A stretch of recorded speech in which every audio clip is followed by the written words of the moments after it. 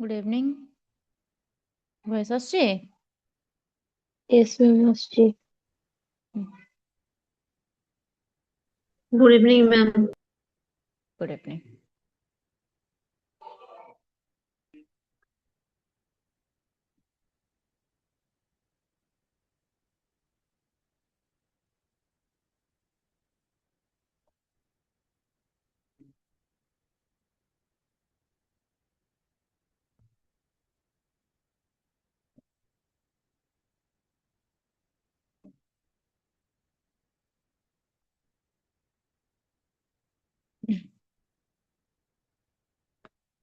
Okay, तो हमरा characteristic थिला characteristic of social mature person हैला कौन लिखे छी ना to be able to show behaviour according to the demand of a situations.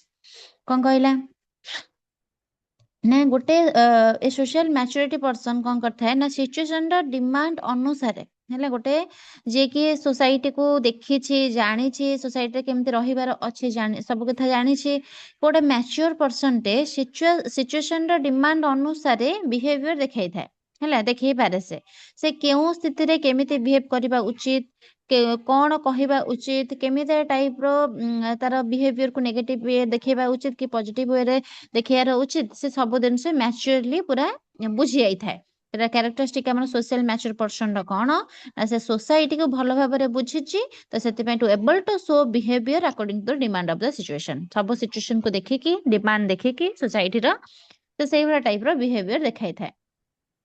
तापर सेकंड कैरेक्टरिस्टिक अछि हम सोशली मैच्योर पर्सन रो to accept criticism in a right spirit for effecting improvement in oneself हैला कोन लिखिछि to accept criticism in a right spirit for effecting improvement in oneself.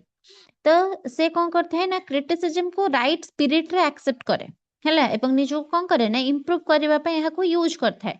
तो criticism जोडा रही छि ताको इनसल्ट भाबे से होछि कोन करथा है ना होछि इनसल्ट भाबे नै थाए कि हां मते मु ए दिन जोटा करि छि तो मते क्रिटिसिज्म कले तो मु एक्सेप्ट कली हाँ ठीक अच्छे मु से कौन करी ना हूँ जब द्वंद्व बाढ़ेनि कि कौन प्रकार झगड़ा करेनि मुझे एक्सेप्ट करुच्ची कि हूँ हाँ कौन प्रकार गोटे क्रिटिसिज्म है इनसल्ट भाव नहीं कि इम्प्रूव कर कि मु केमिति कौन इम्प्रूव करि परिबे मो निजको मु जोटा तैयारी करिछि कि मु जोटा करिछि सेटा केमिति मु कौन करि परिबे ना इफेक्टिव वे रे केमिति भलो भाबले सेटा को आउरी करि परिबे एटा मध्य गोटे सोशली मैच्योर पर्सन ना कैरेक्टरिस्टिक हे थाए वैशिष्ट हे परिबो हैला।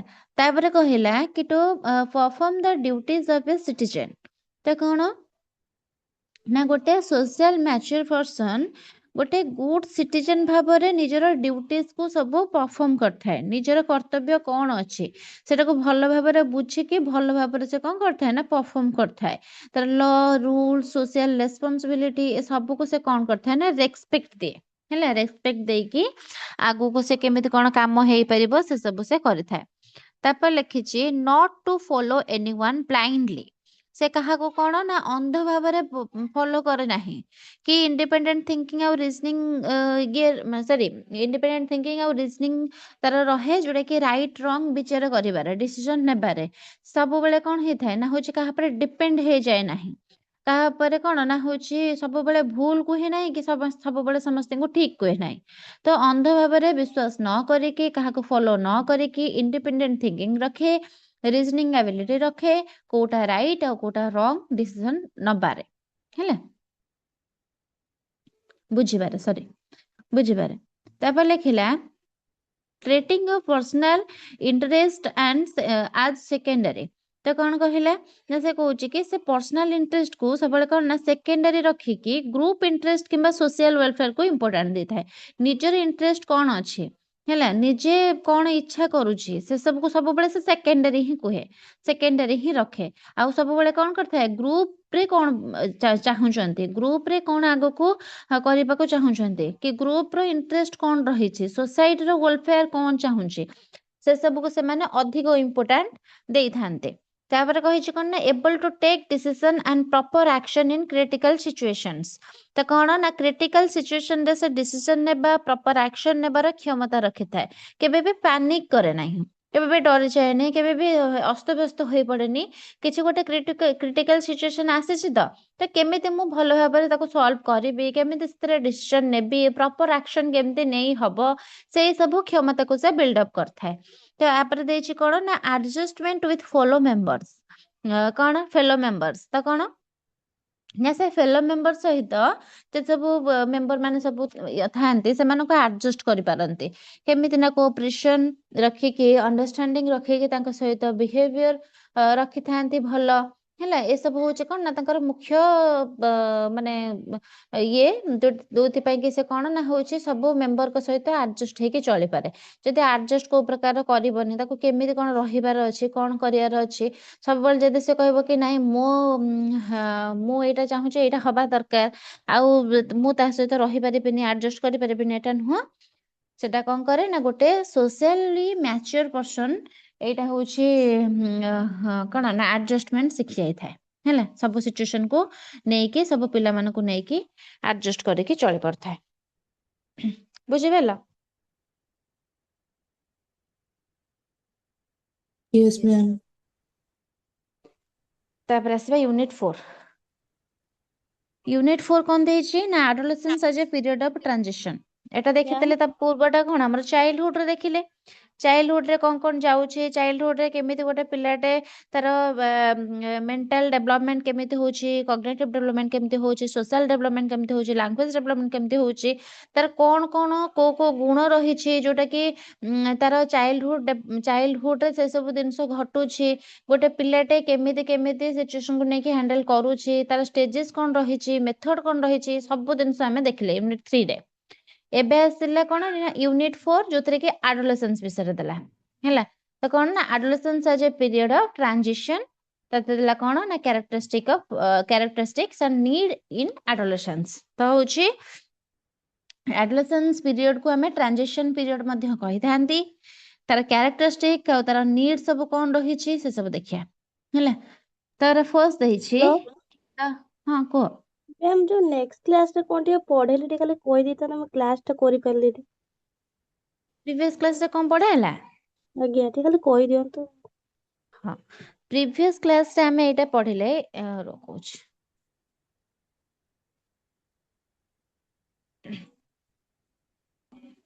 ଆମେ ପ୍ରିଭିୟସ କ୍ଲାସରେ ମୁଁ ଖାଲି ଜଷ୍ଟ ଇଏ କହିଦଉଛି କି ଆମେ ପଢିଲେ process of socialization, conflict resolution, social development. ହେଲା, ଆମର ହଉଛି କଣ କେମିତି କେମିତି କେମିତି ଚାଇଲ୍ଡ ଗୋଟେ ଯେତେବେଳେ ବଞ୍ଚୁଛି ଗୋଟେ କଣ ସୋସାଇଟିରେ, ତ ସୋସାଇଟିକୁ ନେଇକି ବି ସେ ଚଳେ, ଆଉ ହଉଛି କଣ ନା ହଉଛି ତାର କଲଚରକୁ ନେଇକି ବି ଚଳେ।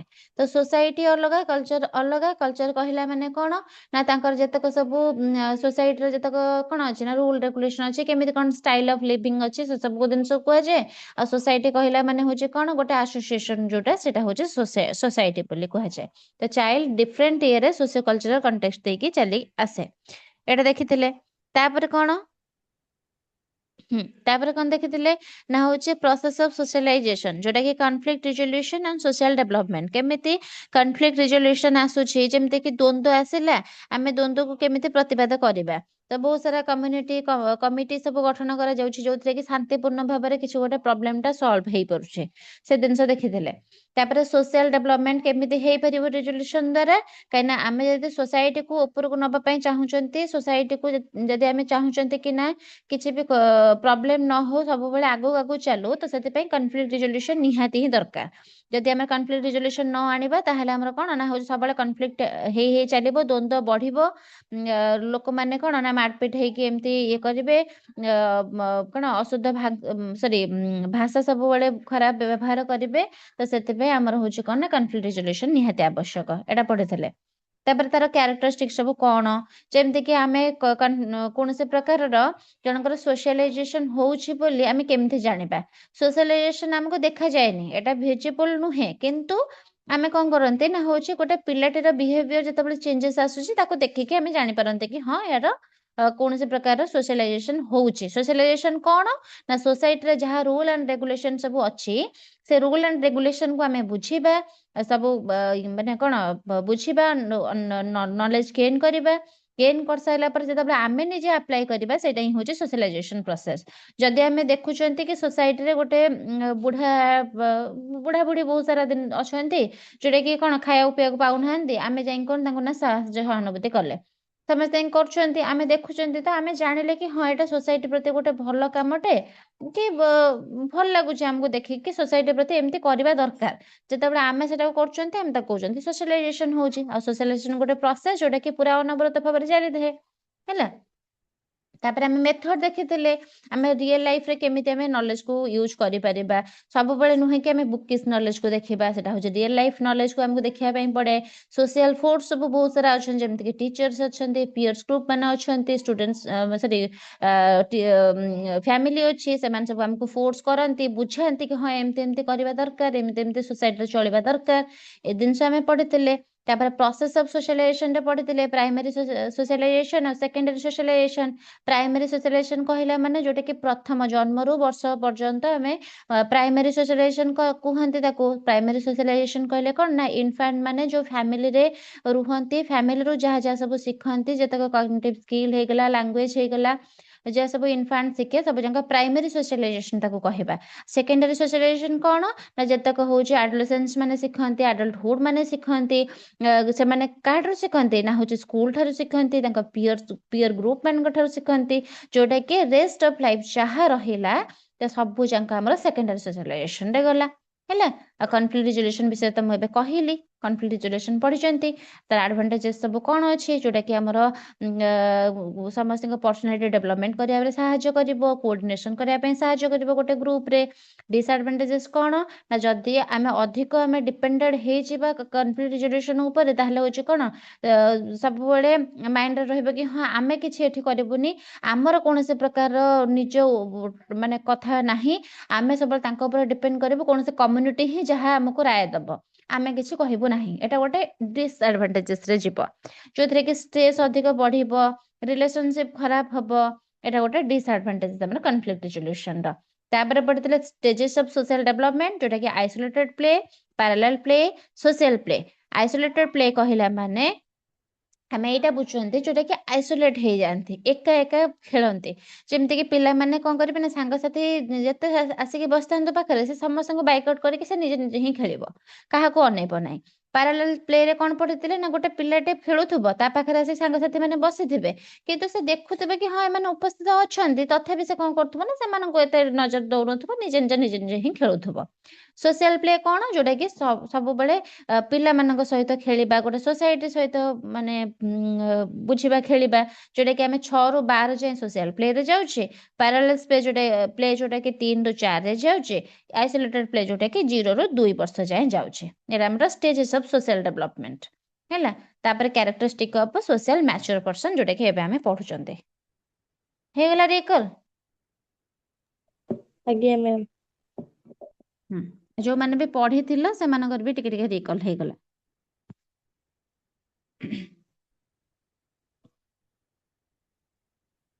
ओके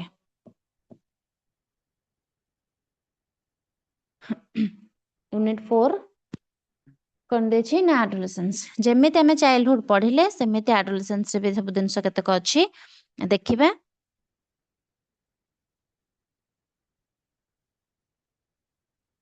गोटे सेकंड हैला एडोलेसेंस रे भी सेमिति किछि किछि दिन अछि देखिबा। फर्स्ट देखिबा characteristic and need in adolescence लिखि जे कि the word adolescence comes from the Latin word adolescere which means to grow है। तो एडोलेसेंस शब्दटी कौन लैटिन भाषा एडोलेशियर रु आसी जार अर्थ हो कौन ना टू ग्रो। यह देखाए कौन ना एडोलेसेंस होची गोटे ग्रोथ और मैच्योरिटी दिग को आगु बढ़ेबार समय बोली आमे कहि परिबा।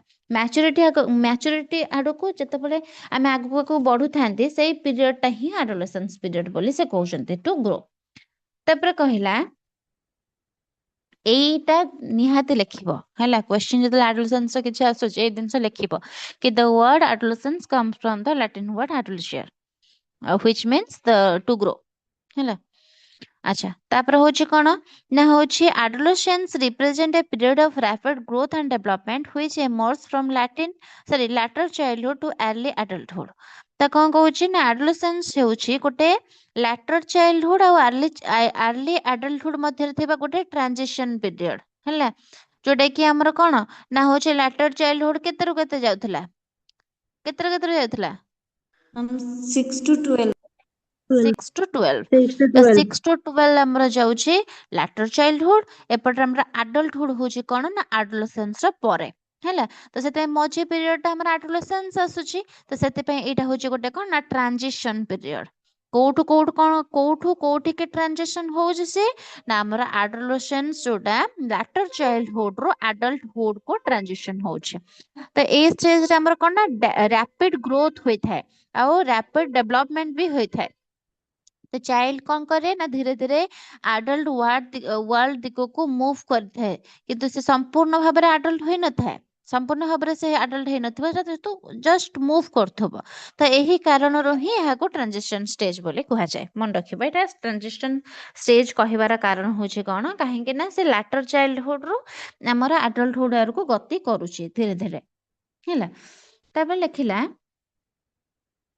The changes occur in child's physical, mental, social and emotional life.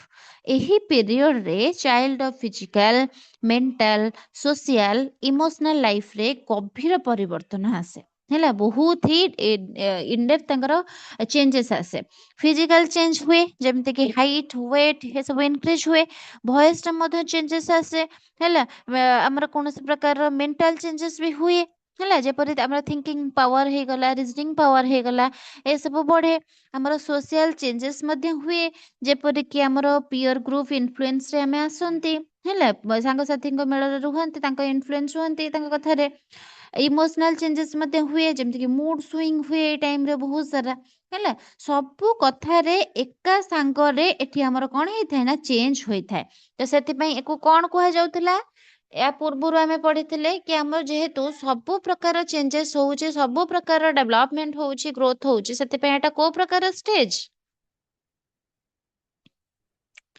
Sensitive stage हैला सेंसिटिव स्टेज बोले को कहा जाय सेतिपय तापर कहिला the period this period has been described as a period of great stress and strain storm and strife the period of adolescence extend from 11 to 18 years of life ହେଲା तो कौन कहूँ से ना आमर एडोलेसेंस पीरियड को बहुत सारा साइकोलोजिस्ट अच्छे से माने कौन कहते ना period of great stress and strain storm and strife बोली बोली कहते यार अर्थ कौन यार माने कौन तो ए स्टेज रे हमर एडोलेसेंस माने कौन ना अधिक मेंटली टेंशन रे रुहंते ହେଲା ସବୁବେଳେ ବହୁତ ସାରା ଟେନସନ ରେ ରୁହନ୍ତି କଣ କରିବି କଣ ନାହିଁ ମତେ କଣ କରିବାର ଅଛି ଆଗକୁ ମୁଁ କେମିତି ଇନକମ କରିବି କଣ ନା ହଉଛି ମୁଁ ଠିକ ସେ ଜାଣିବି ନାହିଁ ମତେ ଆଗକୁ କଣ କରିବାର ଅଛି ବହୁତ ସାରା ଟେନସନ ରେ ସେମାନେ ଥାଆନ୍ତି career tension love life tension family tension ତାଙ୍କୁ ଏମିତି ସବୁ ଟେନସନ ସବୁ ଲାଗେ କିଛି କଥା ନଥିବ କିନ୍ତୁ ଟେନସନ ଲାଗେ ତ ଇମୋସନାଲ କନଫ୍ଲିକ୍ଟ ଇନର ଷ୍ଟ୍ରଗଲ ଏ ସବୁ ଯାକ ସେମାନେ କଣ ନା ଫିଲ୍ କରିଥାନ୍ତି ଏଥିରେ ଆମର ମୁଡ ମଧ୍ୟ ସୁଇଙ୍ଗ ହୁଏ ସାଙ୍ଗେ ସାଙ୍ଗେ ଆମେ ହସୁଛନ୍ତି ତ କିଛି ଗୋଟେ କଥା ହେଇଥିବ ସାଙ୍ଗେ ସାଙ୍ଗେ ରାଗିଯିବା ହେଲା କିଛି ଥିବ ପୁଣି ଗୋଟେ କଣ ସାଙ୍ଗେ ସାଙ୍ଗେ ଟେନସନ ହେଇଯିବା ତ ମୁଡ ବହୁତ ସୁଇଙ୍ଗ ହୁଏ ତ ଆଙ୍ଗର ଆସେ ରାଗ ଆସେ କନଫ୍ୟୁଜନ ମଧ୍ୟ ଆମେ ହୁଅନ୍ତି ଡର ମଧ୍ୟ ଏଥିରେ ଆସେ ଏକ୍ସାଇଟମେଣ୍ଟ ଆମର ବହୁତ ସାରା ଥାଏ ଏଇ ପିରିୟଡ ରେ ତ ସବୁ ଇମୋସନ ଏକା ସାଥିରେ ହିଁ ଆସେ ଆମର ଆଡୋଲେସେନ୍ସ ପିରିୟଡ ରେ ଯାହା ତାକୁ କଣ କରିଥାଏ ନା ଇମୋସନାଲି ଅନଷ୍ଟେବଲ କରିଦେଇଥାଏ ସେ ଷ୍ଟେବୁଲ ହିଁ ରହିପାରେନି କୋଉଠି କଣ କରିବ କଣ ନାହିଁ ଏଟା କରିବି ସେଟା କରିବିନି ଏଟା କରିବିନି ଏମିତି ଟାଇପର ସବୁ ଭାବୁଥାଏ ହେଲା ତାପରେ ଦେଲା କ୍ୟାରେକ୍ଟରିଷ୍ଟିକ୍ସ ରେ କଣ ଦେଇଛି ନା ଆମର peak period physical growth physical coordination daily food requirement ଏ ସବୁ ଯାକ ଆଡୋଲେସେନ୍ସ ର କ୍ୟାରେକ୍ଟରିଷ୍ଟିକ୍ସ ହେଲା ଫର୍ଷ୍ଟ ଦେଲା ପିକ୍ ପିରିୟଡ କଣ ପିକ୍ ପିରିୟଡ ରେ ଦେଲା During adolescence, the physical growth and development reaches its peak. The human body attains the final and developed shape. ତ କଣ କହିଛି ନା ଆଡୋଲେସେନ୍ସ ସମୟକୁ ଆମେ ଗୋଟେ ପିକ୍ ପିରିୟଡ ବୋଲି କହନ୍ତି କାରଣ କଣ ନା ଏଇ ଷ୍ଟେଜରେ ଫିଜିକାଲ ଗ୍ରୋଥ ଡେଭଲପମେଣ୍ଟ ସବୁଠାରୁ ଅଧିକ ହୋଇଥାଏ ହେଲା। फिजिकल ग्रोथ जो हुए आमर होची कौन ना होची एडोलेसेंस पीरियड रे आमर बहुत अधिक होता है। हाइट वेट रैपिड इंक्रीज हुए। ह्यूमन बॉडी कौन करता है धीरे धीरे तार फाइनल डेवलपमेंट सेप नहीं थाए जोटा कि आमर या परे आ कौन प्रकार तांकर ग्रोथ हुए नहीं बोली आमे कहि थांती। फाइनल ग्रोथ डेवलपमेंट एथि ही होता है तांकर फिजिकल रो हैला। हाइट आ वेट रो तांकर कौन होता है ना रैपिडली इंक्रीज से माने करंती। बहुत जल्दी हाइट बढ़ी जाए, बहुत जल्दी वेट गेन करंती, बहुत जल्दी पतला भी हो जाती है, वेट लॉस भी करंती। तो ह्यूमन बॉडी धीरे धीरे कौन करता है ना तार डेवलपमेंट सेप जोड़ा से फाइनल एथ ही नहीं था। तो चाइल्ड रो बॉडी कौन होता है ना अडल्ट बॉडी आकार नहीं था। गोटे छोट पिलार बॉडीटा कौन करते बड़ पिला बॉडी सेपटा धारण कर गठन रे टिके चेंजेस आसीबो हैला। एटा होची गोटे पीक पीरियड जो थिरे कि आमे कौन करंती ना कौन हुए ना फिजिकल ग्रोथटा बहुत अधिक होई थाए। आ एटा गोटे पीक नहीं थाए ह्यूमन बॉडी सेप चेंज करिबारे। गोटे चाइल्ड रो बॉडीटा आकार गठन करे कहार ना गोटे अडल्ट बॉडी रो हैला। तापर कहिछि कौन ना bones and muscles increases and increase in motor activity. तो ए पीरियड रे बोन आ मसल सब कौन होता है ना स्ट्रांग होता है बोन आ मसल सब स्ट्रांग होता है।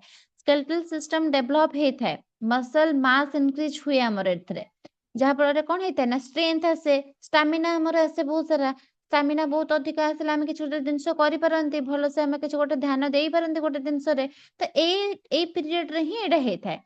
तो यह कौन ना हूँ आमको गोटे कौन ना हूँ स्टामिना अधिक रु अधिक आने हेल्प करता है यही स्टेज आमर कहीं आमर मास मसल्स मास सब इनक्रीज होता है बोले बोन सब स्ट्रांग होता है बोले मसल इनक्रीज हुए थाए बोले है। तो आमर हूँ कौन ना एटा सहित भी आमर जो पिक पीरियड रे एडोलेसेंस पीरियड रे आमर हूँ मोटर एक्टिविटी इनक्रीज हुए। आम कौन करते बॉल बैट खेला खेली करते पूरा फुटबॉल फुटबॉल खेलती। तो ये सब मोटर एक्टिविटी आमर हुए एवं से आमर मोटर जो स्किल अच्छे तार डेवलपमेंट होता है है।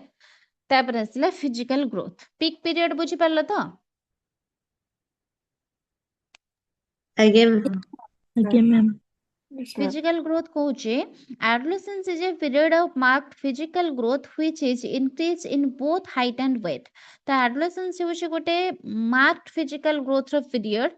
ए स्टेज हमर हाइट और वेट दुईटार ही रैपिड इंक्रीज हुए है दुईटार ही रैपिड इंक्रीज हुए। आमर बॉडी साइज आमर कौन होता है ना शीघ्र बढ़ी थाए है बॉडी साइज आमर बहुत जल्दी बढ़ी जाए थाए। आमर होछि कौन ना हाइट रो मध्य गोटे रैपिड इंक्रीज हबार देखा जाए थाए। होछि कौन ना होछि गोटे चाइल्ड रो अपीयरेंस धीरे धीरे अडल्ट भली हो जाए थाए। गोटे चाइल्ड टे देखिबो गोटे छोट पिला भलिया ता मुंह देखाउथबो किंतु देखिबो फिजिकल ग्रोथ हमर जब एडोलेसेंस पीरियड रे होछि आमर होछि कौन ना होछि ता अपीयरेंस टा टिके बदले जिवो तार आडल्ट भलिया देखा जिवो जोटा चाइल्डिश भलिया देखा जाए तार आडल्ट भलिया देखा जिवो है। तापर कौन कहला हाँ तापर कही कि in case of boys are depending of the voice the growth of wed development of reproductive ability. तो कौन बॉयज मध्य आमर जो सब चेंजेस आसे वॉइस चेंज हुए है वॉइस पूरा जो मानकर हूँ टे सरू कंठ थी भल शुभुव से वॉइस टा कौन टे डीप होता है दाढ़ी बाढ़ी सब बढ़ी थाए है हूँ कौन ना हूँ यही टाइप रो ग्रोथ हुए बोली आमे देखि थांते। यह सहित आमर कौन ना रिप्रोडक्टिव एबिलिटी डेवलप होता है। बॉयज को हम कौन बायोलॉजिकली मैच्योर बोली आमे कही थांती जो एडोलेसेंस पीरियड रे है। तापर कौन कही हाँ गोटे सेकंड हाँ तापर कौन देछि ना in case of girl increase in the width of hip and there is development in breast growth of public hair and starting of menstruation. तो झियो मानक भितर कौन होता है ना हिप रो विड्थ इंक्रीज हुए है ब्रेस्ट डेवलप होता है स्टेज रे हमर पब्लिक हेयर रो ग्रोथ मध्य एथरे हुए और मेंस्ट्रुएशन तो समस्त जानछ जोटा कि मेंस्ट्रुएशन जोटा कि झियो मानकर एथरे एई स्टेज रे होता है जहाँ कौन ना एडोलेसेंस गर्ल बायोलॉजिकल मैच्योरिटी गोटे चिन्ह बोली आमे कहि परिबा है। तो आमर पुओ मानक भितर भी चेंजेस आसे तो झियो मानक भितर भी ए सब चेंजेस आसे कोथरे ना एडोलेसेंस पीरियड रे फिजिकल ग्रोथ रो है। ତାପରେ କହିଲା increase in the adolescent's motor power and he want to engage himself in various type of games, sports and other type of physical activities.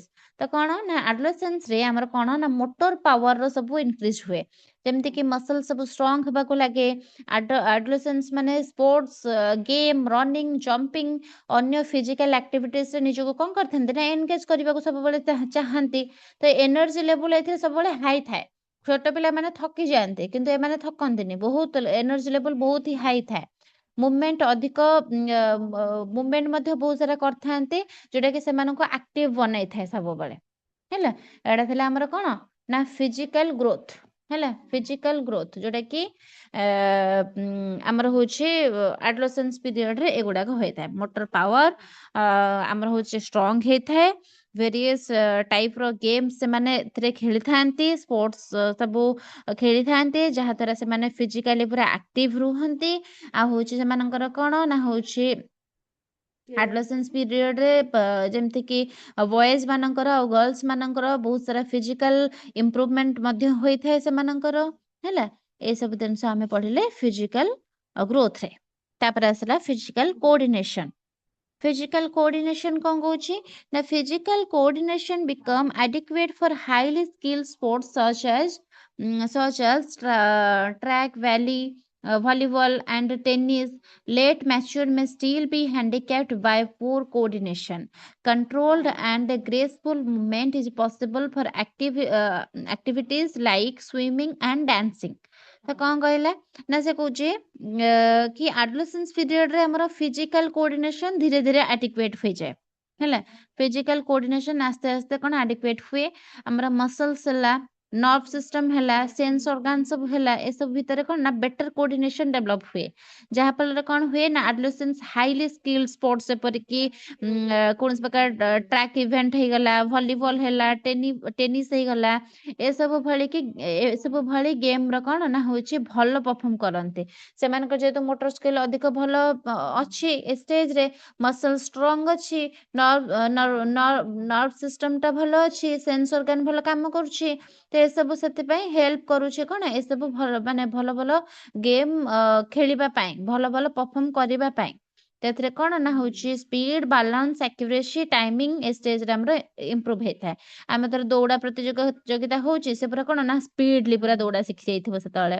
ହେଲା, କୌଣସି ପ୍ରକାର ଇଏ କରିକି ବାଲାନ୍ସ ରଖିବା ଶିଖି ଯାଇଥିବ, ଆକ୍ୟୁରେସି ମେଣ୍ଟେନ କରୁଥିବ ଏଇଥିରେ। ହେଲା, ତ ଏସବୁ ଷ୍ଟେଜରେ ଆମର ଏସବୁ ଜିନିଷ ଇମ୍ପ୍ରୁଭ ହେଇଥାଏ। ତାପରେ କହିଲା କଣ ନା ଡେଲି ଫୁଡ ରିକ୍ୱାରମେଣ୍ଟ।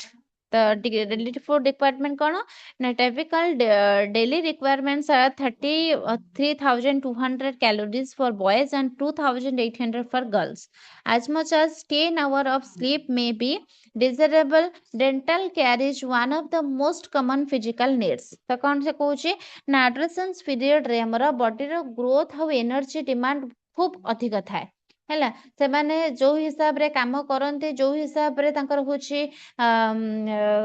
ଖେଳକୁଦ କରନ୍ତି, ସେଇ ହିସାବରେ କଣ ତାଙ୍କର ଡିମାଣ୍ଡ ମଧ୍ୟ ଥାଏ କି ଡେଲି ଫୁଡ ରିକ୍ୱାରମେଣ୍ଟ ମଧ୍ୟ ତାଙ୍କର ବଢିଥାଏ। ଚାଇଲ୍ଡହୁଡରେ ଯେତିକି ହିସାବରେ ସେମାନେ ଖାଆନ୍ତି, ତାଙ୍କର କଣ ନା ରିକ୍ୱାରମେଣ୍ଟ ସେତେବେଳେ ବଢିଥାଏ। ଆଡୋଲେସେନ୍ସରେ ଜେନେରାଲି ବଏଜ ମାନେ ପ୍ରତିଦିନ କଣ ନା 3,200 କ୍ୟାଲୋରିଜ ଆଉ ଗର୍ଲସ ମାନେ ହଉଛି କଣ 2,800 କ୍ୟାଲୋରିଜ ଆବଶ୍ୟକ କରନ୍ତି ଗୋଟେ ଦିନରେ। ହେଲା, ଏହି କ୍ୟାଲୋରି କଣ କରିଥାଏ ନା ଗ୍ରୋଥ କରିଥାଏ, ମସଲ୍ସର ଡେଭଲପମେଣ୍ଟ କରିଥାଏ।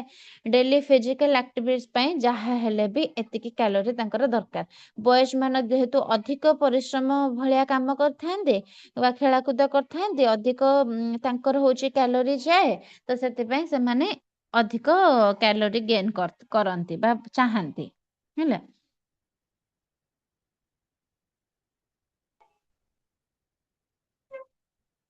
ବୁଝିପାରିଲ? Yes, ma'am.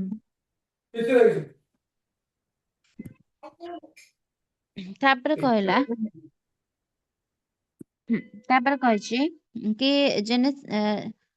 genesis of problem during adolescence problem କଣ ଦେଇଛି ପ୍ରୋବ୍ଲେମ ସବୁ ନା ହଉଛି rapid growth and development, problem of sex, emotional instability, sense of insecurity, adjustment ना होची मैच्योरिटी, आ गोटे अछि मैच्योरिटी, आ गोटे हला सोशल वैल्यूज, इकोनॉमिक इंडिपेंडेंस हैला। ए सब जिनस होची कोन ना होची कोन कोन प्रॉब्लम थाए एडोलेसेंस रे, ए सब जिनस से कहै छै कोन कोन प्रॉब्लम अछि देखिबा जनरली कोन कोन सब प्रॉब्लम अछि लिखिछि। Rapid growth of development, rapid growth of development कोन एटा प्रॉब्लम तार एडोलेसेंस रो हैला। फर्स्ट देला कि the characteristic of rapid growth and development at this stage itself create a big problem for the adolescents. The change is the rapid and sudden that he find it difficult and feel awkward हैला। awkward कौन कही ना हूँ adolescence रे हमरो growth और development रो बहुत ही अधिक रैपिड और सडन हुए, हमरो ग्रोथ और डेवलपमेंट बहुत सडन हुए। हमारा height, weight, body structure, voice, emotions एका साथ रे ही सब जाक कौन है ना चेंज हुए। एटा गोटे प्रॉब्लम ना, एका साथ रे सब जिनस जो चेंज हबो गोटे अनस्टेबल से होची गोटे स्टेबल ये रे रहिबोनी, अनस्टेबल सब रहिबो। तो ये चेंज एते फास्ट हुए जे हमर एडोलेसेंस निजो को ना एडजस्ट करि पारे नाही हैला, सब से ऑकवर्ड फील करे। रैपिड ग्रोथ और डेवलपमेंट होउची तो ताको ऑकवर्ड फील हुए, से एडजस्ट करि पारु नाही। तो ए रैपिड चेंज निजे गोटे बिग प्रॉब्लम क्रिएट करे थाए तांको पई हैला। तो सेते पई एटा भी गोटे होची एडोलेसेंस पीरियड रो रैपिड ग्रोथ ऑफ डेवलपमेंट गोटे प्रॉब्लम। तापर कहला प्रॉब्लम ऑफ सेक्स कौन ना sexual energy creates problem like anxiety, telling of guilt and adjustment problem leading to mental abnormalities. कौन कहूँ ना एडोलेसेंस से हमर सेक्सुअल एनर्जी कौन आउटकेन हुए। तो कौन ना हमर प्रॉपर गाइडेंस न मिले ए सेक्सुअल फीलिंग कौन ना anxiety, guilt feeling, adjustment problem ए सब को क्रिएट करता है। यह कौन ना एडोलेसेंस रो मेंटल पीस को डिस्टर्ब करे एवं केबे केबे मेंटल एबनॉर्मालिटी मध्य माने नहीं आसी थाए। तो सेते पई कोन हमको प्रॉपर्ली कौन से प्रकार रे एजुकेशन नबा दरकार सेक्स ऊपर एटा जानिबा दरकार। जदि आमे जानिथिबा सेही हिसाब रे ताले कौन से प्रकार हमरा एंजाइटी, कौन से प्रकार गिल्ट की किछि भी हबो नाही, जोटा कि एटा हमर होची कोन ना हमर एडोलेसेंस पीरियड रो प्रॉब्लम सेक्स गोटे होची प्रॉब्लम हैला। एटा भी गोटे प्रॉब्लम रे ही जीवो। तापर आसला कोन इमोशनल इनस्टेबिलिटी। इमोशनल इनस्टेबिलिटी कौन कहूँ ना adolescent is emotionally highly unstable, he experience intense emotional feeling. कौन कहूँ ना an adolescent is emotionally highly, गोटे सेकंड रो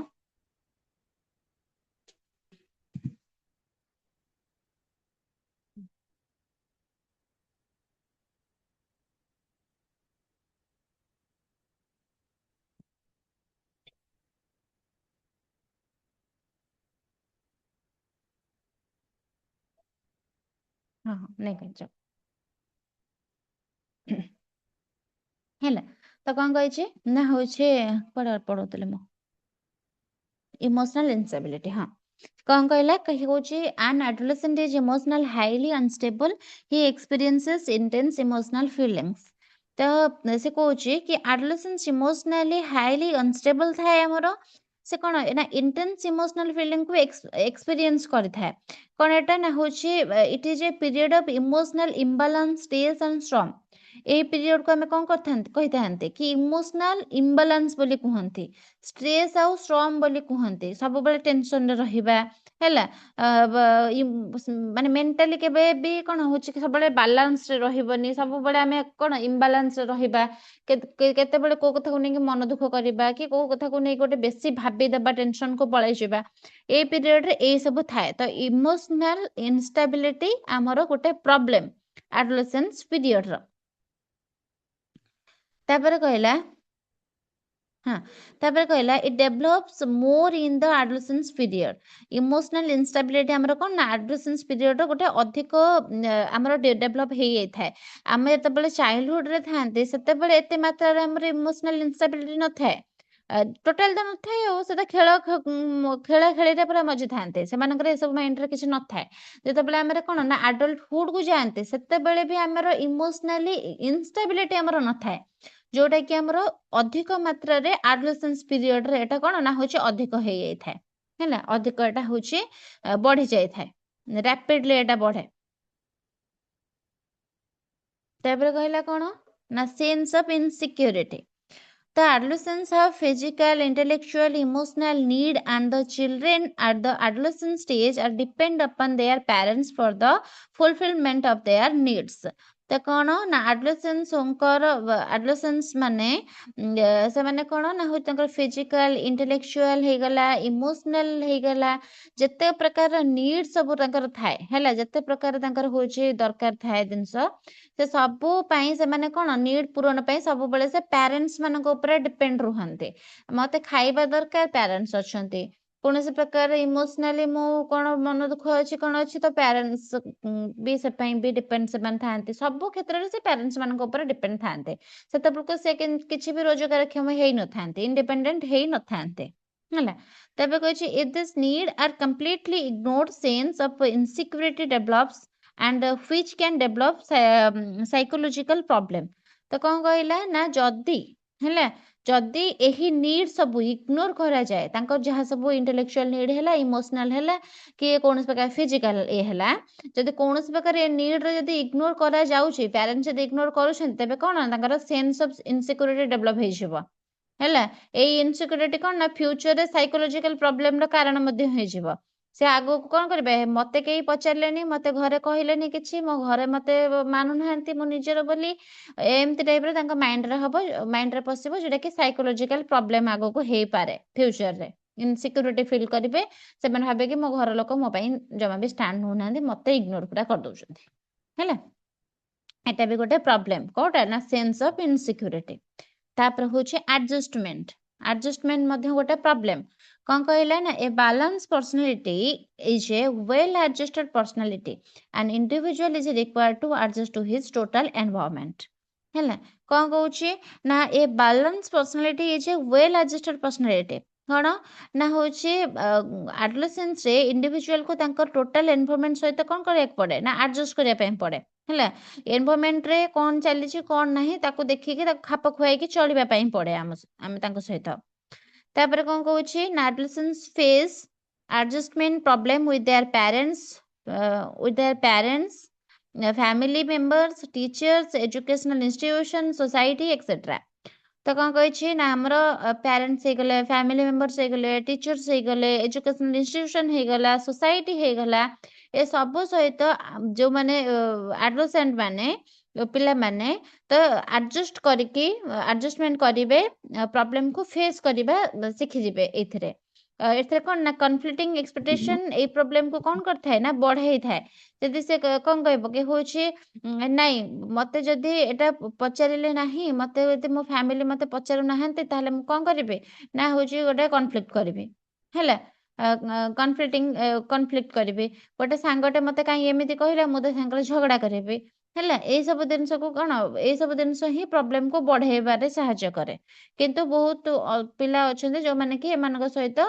ଆଡଜଷ୍ଟ କରିବା ପ୍ରୋବ୍ଲେମ ଫେସ୍ କରିବା ଶିଖି ଯାଇଥାନ୍ତି ହେଲା ତାପରେ ହଉଛି ମ୍ୟାଚୁରିଟି କ'ଣ କହୁଛି ନା ଆଡୋଲେସେନ୍ସ ୟୁଜେସ୍ ହଁ ମ୍ୟାମ୍ ଏ ଯୋଉ ଆଡଜଷ୍ଟମେଣ୍ଟଟା ପ୍ରୋବ୍ଲେମରେ ଯିବ କି ମ୍ୟାମ୍ କ'ଣ ହେଲା ଆଡଜଷ୍ଟମେଣ୍ଟଟା ପ୍ରୋବ୍ଲେମରେ ଯିବ କି ଆଡଜଷ୍ଟମେଣ୍ଟ ମାନେ ଆଡଜଷ୍ଟମେଣ୍ଟ କରିପାରନ୍ତି ନାହିଁ ଗୋଟେ ମୁଁ କହୁଛି ନା ଅଧେ ପିଲା କରିପାରନ୍ତି କି ହଉଛି ଯେମିତି କି ତାଙ୍କର ଫ୍ୟାମିଲି ମେମ୍ବର ହେଇଗଲା ଟିଚର୍ସ ହେଇଗଲା ଏଜୁକେସନାଲ ଇନଷ୍ଟିଟ୍ୟୁସନ ହେଇଗଲା ତାଙ୍କ ସହିତ ସେମାନେ ଆଡଜଷ୍ଟ ବେଳେ ବେଳେ କରିପାରନ୍ତି କିନ୍ତୁ ବହୁତ ସାରା ପିଲା ଏମିତି ଅଛନ୍ତି ଯୋଉଟା କି ସେମାନେ କନଫ୍ଲିକ୍ଟ ଭାବିଦେବେ ତାକୁ କି ନାଇଁ ମାନେ ମୋ ବାପା ମା ମତେ ପଚାରିଲେନି କି ମତେ କୌଣସି ପ୍ରକାର ଇଗ୍ନୋର କଲେ ତ ମୁଁ ତାଙ୍କ ସହିତ ଆଡଜଷ୍ଟ କରିକି ଚଳିପାରିବି ନାହିଁ এটা ଆଡଜଷ୍ଟମେଣ୍ଟଟା ନେଗେଟିଭରେ ୟୁଜ୍ ହେଇଛି ଓକେ କିନ୍ତୁ ବହୁତ ସାରା ପିଲା ଥାଆନ୍ତି କି ବୁଝିପାରନ୍ତି କିନ୍ତୁ ମାନେ ବହୁତ କମ ପିଲା ଥାଆନ୍ତି କି ବୁଝିପାରନ୍ତି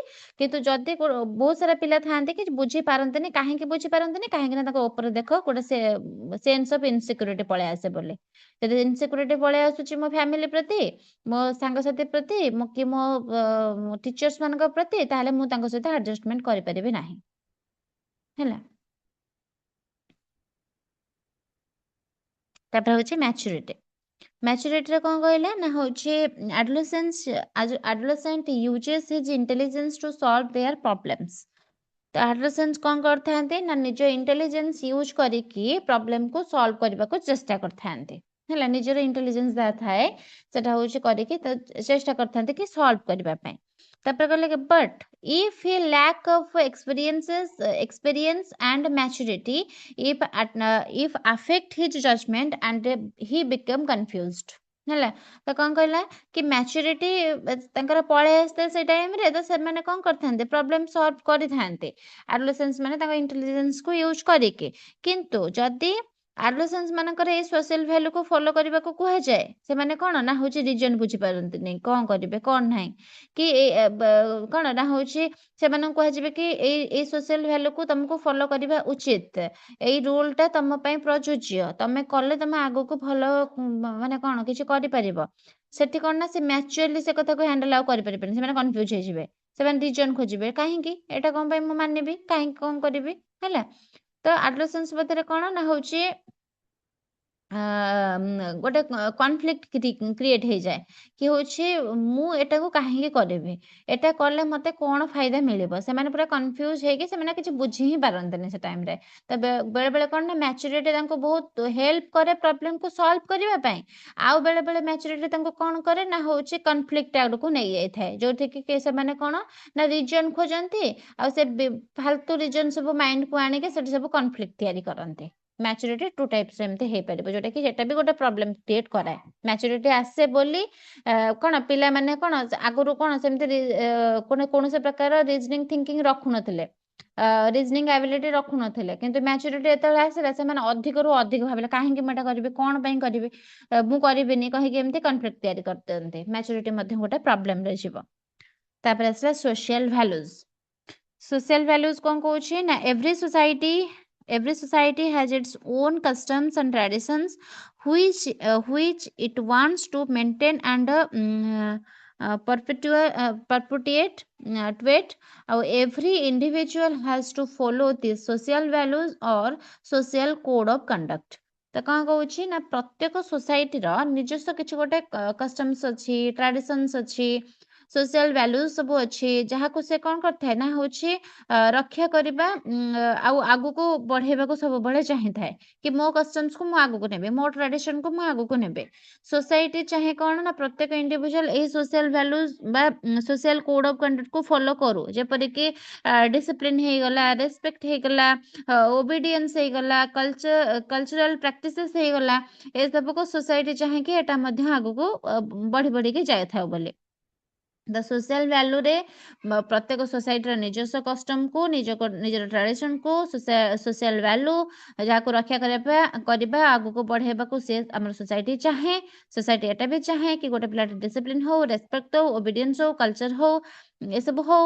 କିନ୍ତୁ ପିଲାମାନେ ତାଙ୍କ ଉପରେ ଡିପେଣ୍ଡ ଇଏ କରନ୍ତି, ସେମାନେ ତ ହେଉଛି କ'ଣ ଅଲଗା କିଏ କ'ଣ କହିଲା ତାଙ୍କ କଥାକୁ ବେଶୀ ଫଲୋ କରନ୍ତିନି। ତ ସେମାନେ ଭାବେ କି ମୋତେ କ'ଣ ଏଥିରେ ଫାଇଦା ମିଳୁଛି, ମୁଁ କ'ଣ ଏଥିରେ ଇଏ ହେଇପାରୁଛି। ତ ସୋସିଆଲ ଭ୍ୟାଲୁଜ ମଧ୍ୟ ତାଙ୍କ ପାଇଁ ଗୋଟେ ପ୍ରୋବ୍ଲେମ ଏଟା ହେଲା। ତ ହେଉଛି ସବୁ ଇଣ୍ଡିଭିଜୁଆଲ ସମସ୍ତେ ଥାନ୍ତି କ'ଣ ସବୁ ଇଣ୍ଡିଭିଜୁଆଲକୁ ଏଟା ପାଳନ କରିବା ଦରକାର, ସବୁ ଇଣ୍ଡିଭିଜୁଆଲ ଏଟା କରିବାକୁ ବାଧ୍ୟ। ଏସବୁ ହେଲା ମାନେ ତାଙ୍କୁ ସେଟା ହେଉଛି କ'ଣ ନା ପ୍ରୋବ୍ଲେମ ଲାଗିବ କି ସବୁ ମୋର ଇଚ୍ଛା ହେଲା ମୁଁ କରିବି, ମୋ ଇଚ୍ଛା ନହେଲା ମୁଁ କରିବିନି। ତ ଏଇ ଟାଇପର ତାଙ୍କର ହେଉଛି କ'ଣ ନା ଗୋଟେ ପଳେଇ ଆସେ ମାଇଣ୍ଡକୁ। ତାପରେ ସେ ଲେଖିଛି ସେଇଠି कि adolescent faces problem in accepting custom, tradition, social values that he is unable to understand the reason behind it ହେଲା। ତ ସେ କହିବା କଥା ସେଇଆ କି adolescents ମାନେ କ'ଣ ନା ଗୋଟେ ସୋସିଆଲ ଭ୍ୟାଲୁକୁ ଆକ୍ସେପ୍ଟ କରିବାକୁ ହିଁ ଚାହାନ୍ତିନି, ପ୍ରୋବ୍ଲେମ ଫେସ୍ କରିବାକୁ ହିଁ ଚାହାନ୍ତିନି ପ୍ରାୟ।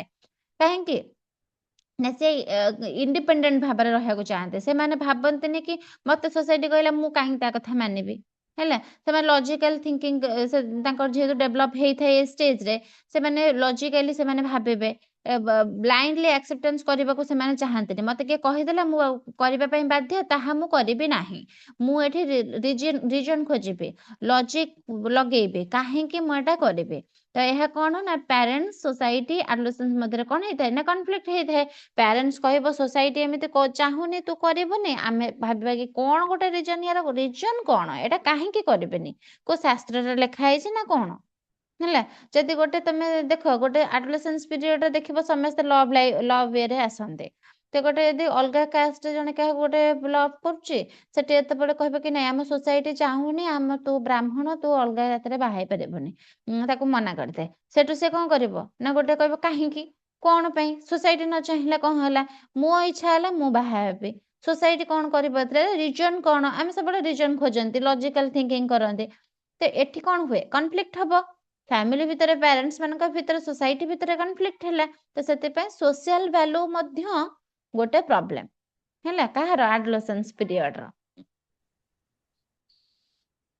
ତାପରେ ଅଛି ଇକୋନୋମିକ ଇଣ୍ଡିପେଣ୍ଡେନ୍ସ ହେଲା କଣ ଦେଇଛି ନା economic independence is fundamental to the development of A balance personality ତ କଣ ଦେଲା ନା ଇକୋନୋମିକ ଇଣ୍ଡିପେଣ୍ଡେନ୍ସ ହେଉଛି କଣ ଗୋଟେ ବାଲାନ୍ସ ପର୍ସନାଲିଟି ଡେଭଲପମେଣ୍ଟ ପାଇଁ ଗୋଟେ ଫଣ୍ଡାମେଣ୍ଟାଲ ଫ୍ୟାକ୍ଟର ଯେତେବେଳେ ଜଣେ ବ୍ୟକ୍ତି ଗୋଟେ ନିଜ ଆବଶ୍ୟକତା ପାଇଁ ଅନ୍ୟମାନଙ୍କ ଉପରେ ଡିପେଣ୍ଡ ରହେ ନାହିଁ ସେତେବେଳେ self confidence self respect sense of responsibility ଏସବୁର ଡେଭଲପ ହେଇଥାଏ ଇକୋନୋମିକ ଇଣ୍ଡିପେଣ୍ଡେଣ୍ଟ କହିଲେ ମାନେ କଣ ଆମେ ଜଣଙ୍କ ଉପରେ ଡିପେଣ୍ଡ ମୁଁ ନାହିଁ ମୁଁ ସେଲ୍ଫ କନଫିଡେଣ୍ଟ ଆମର ବଢିବ ସେଲ୍ଫ ରେସ୍ପେକ୍ଟ ବଢିବ ରେସ୍ପନ୍ସିବିଲିଟି ମୋର ଅଧିକ ହବ କାହିଁକି ନା ମୁଁ ଡିପେଣ୍ଡ ଥିଲେ ସିନା ମୋର ହଉଛି ରେସ୍ପନ୍ସିବିଲିଟି କଣ ଅଛି କଣ ନାହିଁ ମୁଁ ଜାଣିପାରିବିନି ମୁଁ କହିବି ଆମ ବାପା ମା ତ ଦଉଛନ୍ତି ଖାଇବା ପାଇଁ ମୁଁ ଘରେ ଖାଇବି ବସିବି କିନ୍ତୁ ଏଠି କୌଣସି ପ୍ରକାର ନିଜ ଉପରେ କିଛି ଗୋଟେ ଇଏ ପଳେଇ ଆସିଲା ଇଣ୍ଡିପେଣ୍ଡେଣ୍ଟ ଥିଙ୍କିଂ ତମର ପଳେଇ ଆସିଲା କାହା ଉପରେ ଡିପେଣ୍ଡ ହବା ପାଇଁ ହିଁ ଚାହୁଁନାହ ତାହେଲେ କଣ ତମେ ସେଲ୍ଫ କନଫିଡେଣ୍ଟ ବଢେଇବ ସେଲ୍ଫ ରେସ୍ପେକ୍ଟ ଆସିବ ସେନ୍ସ ଅଫ ରେସ୍ପନ୍ସିବିଲିଟି ଡେଭଲପ ହବ ଏଥିରେ କଣ ଦେଇଛି ନା an adolescents want to be independent in almost everything more so in the case of money matters ତ କଣ କହୁଛି ନା ଆଡୋଲେସେନ୍ସ ଷ୍ଟେଜରେ ଆମର ଆଡୋଲେସେଣ୍ଟ ମାନେ କଣ ପ୍ରାୟ ସବୁ କ୍ଷେତ୍ରରେ ଇଣ୍ଡିପେଣ୍ଡେଣ୍ଟ ହେବାକୁ ଚାହିଁଥାନ୍ତି ବିଶେଷ କରିକି ମନି ମ୍ୟାଟରରେ ସେମାନେ ଚାହାନ୍ତି କି ମୁଁ କାହାକୁ ପଇସା ମାଗିବିନି କି କାହା ଉପରେ ହାତ ପତେଇବିନି ସେ ନିଜ ଏକ୍ସପେନ୍ସେସ୍ କଣ କରିଥାନ୍ତି ନା ନିଜେ ହିଁ ଡିସାଇଡ୍ କରିଥାନ୍ତି ନିଜେ ହିଁ ଆର୍ନ କରିବାକୁ ଚାହାନ୍ତି ଫାଇନାନ୍ସିଆଲ ଡିସିସନ ନେବାକୁ ସେମାନେ ନିଜେ ଚାହାନ୍ତି ତ the uncertainty of job of a year of study creates frustration in adolescent ତ କଣ ସେ କହିଛି ନା ବହୁତ ବର୍ଷ ଯଦି ସେ ପାଠ ପଢିବା ପରେ ଯଦି କୌଣସି ପ୍ରକାର ଜବ୍ ଅନସର୍ଟନଲି ଆଡୋଲେସେଣ୍ଟ ମାନଙ୍କ ମଧ୍ୟରେ କୌଣସି ପ୍ରକାର ଆସୁନାହିଁ ବା ଏତେ ଦିନ ପଢିଲେଣି କିଛି ବି ଜବ୍ ପାଉନାହାନ୍ତି ତାଙ୍କ ଭିତରେ କଣ ନା ଫ୍ରଷ୍ଟ୍ରେସନ